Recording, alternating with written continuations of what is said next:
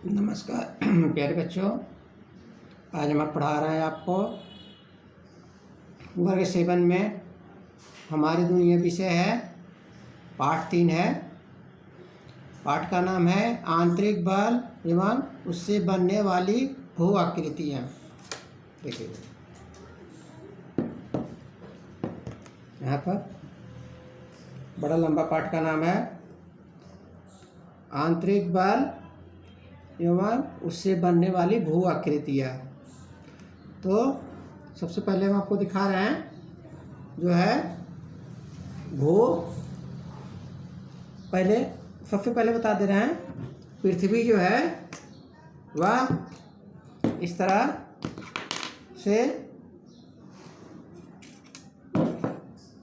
तरह से गोल है ना, गोल है और इसके अंदर में अलग अलग प्लेट हैं।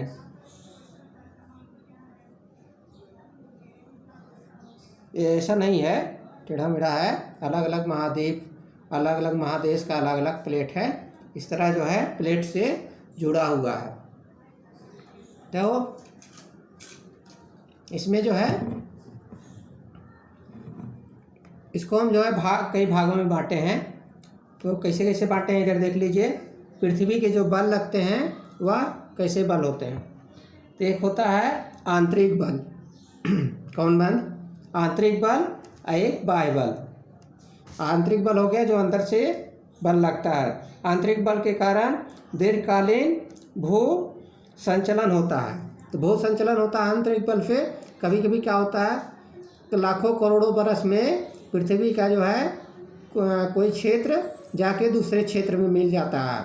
जैसे हम लोग का यह जो है एशिया भारत का जो है प्लेट था, कभी अफ्रीका में जुड़ा हुआ था, अफ्रीका का प्लेट में। फिर धीरे धीरे जाके यहाँ के हिमालय के सटा हुआ आके जुड़ गया। इससे जो है कि हिमालय जो पर्वत है उसका भी विस्तार होते जा रहा है ऊपर में। तो हुआ इसके बाद पर्वत निर्माणकारी बल।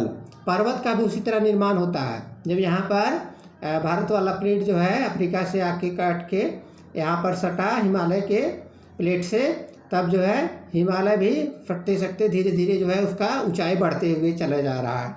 इसलिए हिमालय जो है माउंट एवरेस्ट जो है उसका ऊंचाई कई सालों पर जो है फिर से नापा जाता है। तो कुछ न कुछ उसका ऊंचाई जो है बढ़ा हुआ रहता है। इसी तरह है आकस्मिक भू संचलन। आकस्मिक वैसा भू संचलन है जो कभी भी हो सकता है। इसका कोई निश्चित समय नहीं रहता है। जैसे भूकंप कोई सोच कर विचार कर तो नहीं आता है, अपने आप आता है। तो और एक है ज्वालामुखी भी जो है अंदर में बहुत सारी गैस होती है, और गैस होती है, लावा होता है, राख होता है, सब जो है गैस के रूप में विस्फोट होता है तो वह निकलता है, तो वह ज्वालामुखी कहलाता है। इसी तरह भूस्खलन है। भूस्खलन भी इधर उधर पहाड़ जो है टूटता है, टूट कर इधर उधर गिरता है। ज़मीन एक प्लेट दूसरे प्लेट में इधर उधर होती है, जो है दरार पड़ जाता है, तो उसी को भूस्खलन कहते हैं। इसके बाद बाह्य बल है, अनाच्छादन है, इसको ऋतुक्षय अपर्दन, ये सब जो है बाह्य बल पृथ्वी के ऊपर वाले बल होते हैं। उसमें जो है ऋतु का परिवर्तन भी होते रहता है। वह जो है बहुत दिन पर जैसे परिवर्तन होता है, जिससे ग्लोबल वार्मिंग हो रहा है। तो धीरे धीरे देख रहे हैं टेम्परेचर बढ़ रहा है। तो टेम्परेचर बढ़ रहा है तो जो है देखिएगा कि समुद्र का पानी का लेवल भी जो धीरे धीरे बढ़ रहा है। पहले जो है प्रशांत महासागर में कई जगह जो है टापू हुआ करते थे, धीरे धीरे जो है कई टापू जो है डूब गए हैं। तो आइए विस्तार से बताते हैं।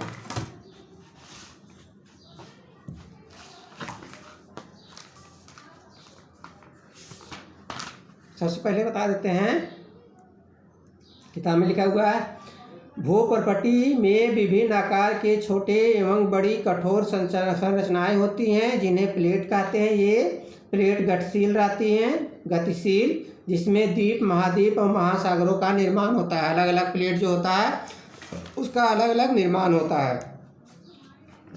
इसी तरह आप देखिए भूकंप।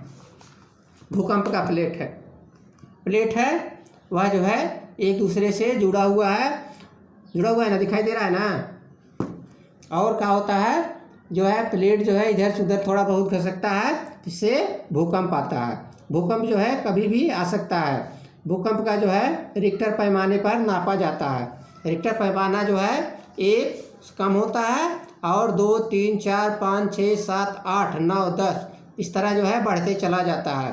तो रिक्टर पैमाना एक जो है मामूली हलचल होती है जो पता भी नहीं चलता है, वह जो है कुत्ता उत्ता भले सुन सकता है कि उसकी कुत्ता का जो है श्रवण शक्ति ज़्यादा होता है। और जो है रिक्टर पैमाना 3 से 4, 5 तक जो रहता है वह जो है महसूस किया जाता है। और 5.5 या 6 से जो ऊपर होता है रिक्टर पैमाना वह जो है बहुत विध्वंसकारी होता है। वही जो है वह जब आता है तो जो है जहाँ तहाँ जो है भूस्खलन भी हो जाता है, पहाड़ भी टूट फूट के इधर उधर गिरते हैं। अगर जहाँ पर भी गिरता है वहाँ पर जो है मानव बस्तियों का भी क्षति होता है, मकान का भी क्षति हो जाती है। तो वह बहुत जान माल का उसमें नुकसान होता है। जिससे कुछ दिन पहले 2015 में आया था नेपाल में, उसके पहले कश्मीर में आया था, कच्छ में आया था। ये सब जो है भूकंप के क्षेत्र हैं। जैसा कि आपको हम बता दिए कि रिक्टर पैमाने पर इसको नापा जाता है। इसमें सिस्मोग्राफी इसका मापने का पैमाना है। ये देखिए भूकंप के केंद्र जहाँ पर काला काला है वहाँ बहुत ज़्यादा भूकंप आता है। भूकंप का अधिक क्षेत्र है। यहाँ देखिए कच्छ वाला क्षेत्र है, यह पूर्वी भारत का जो क्षेत्र है, अरुणाचल प्रदेश ये सब जो है। और यहाँ पर कश्मीर में भी है। तो जहाँ प्लेट जुड़ा हुआ है ज़्यादा वहाँ पर जो है भूकंप का ज़्यादा होता है, पैमाने पे ज़्यादा वहाँ आता है, ज़्यादा तगड़ा भूकंप रहता है। इसके बाद यहाँ देखिए लाइन खींचा हुआ है, इसमें जो है कुछ कम रहता है इससे। और फिर ऐसे सीधा लाइन खींचा हुआ है इसमें और कम होता है, मध्यम आकार। और जो है कम होता है, जो बूंदा बूंदा दिया हुआ है वहाँ पर बहुत कम भूकंप आता है। इसलिए बिहार का जो क्षेत्र है वह भूकंप के क्षेत्र में आता है। अब इसी तरह हम आपको ज्वालामुखी बता रहे हैं। ज्वालामुखी का इस तरह जो है ज़मीन है ये, और ज़मीन के नीचे जो है बहुत सारे गैसें होती हैं। वो बहुत सारे जो है कचरा जो पहले के पूर्व में जमा हुए रहते हैं, जंगल तंगल ये सब जो है सब जो है जल क्या होता है उसमें जल जाता है उसमें। इसके बाद तरह तरह के उसमें गैस का निर्माण होता है, राख बन जाता है। और तरह तरह गैस के निर्माण से विस्फोट होता है। तो विस्फोट होता है तो ऊपर में जाकर यहाँ गिरता है। तो इस जो निकलता है उसको बोलते हैं मैग्मा। जो ऊपर से निकलता है, नीचे से निकलता है ऊपर आता है, मैग्मा बोलते हैं। और जो है यह निकलता है तो धीरे धीरे इसे देखिए निकला तो धीरे धीरे जो है साइड में से लगते हुए चला गया। इसी तरह जो है यह बाद में जम जाता है या पहाड़ के रूप में भी जो है परिवर्तित हो जाता है जम के।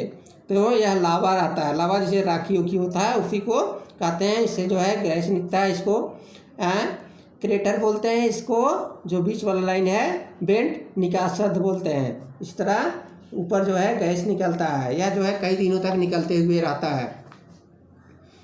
इसके बाद आइए देखिए पर्वत के बारे में। पर्वत का भी निर्माण जो है ऐसे ऐसे होता है। ये भ्रंश घाटी पर्वत है। तो भ्रंश घाटी का होता है, कोई कोई पर्वत का क्षेत्र देखिएगा बहुत ऊंचा रहेगा, कोई कोई नीचा रहता है। देखिए इसी तरह नीचे वाला क्षेत्र भी आता है, जैसे ऊपर वाला क्षेत्र आता है उसी का कट के जो है धंस जाता है, जैसे कि नीचे हो जाता है। देखिए यहाँ 3 लेयर बना हुआ है, सब में 3 लेयर इसी तरह ये धंसा हुआ है भ्रंश घाटी। और इसको बोलते हैं भ्रंश घाटी, जहाँ धंस जाता है। पहाड़ जो है इस तरह रहता है, होता है ना इस तरह। ये जो है भ्रंश घाटी कहलाता है ये क्षेत्र। ये जो है ऊंचा पहाड़ का कहलाता है। ये जो है भ्रंश घाटी होता है। इसी तरह अलग अलग पर्वत होते हैं। देखिए यहाँ पर एक दिया हुआ है मोड़दार पर्वत। यह जो है मोड़ ऐसे से मोड़ा हुआ है।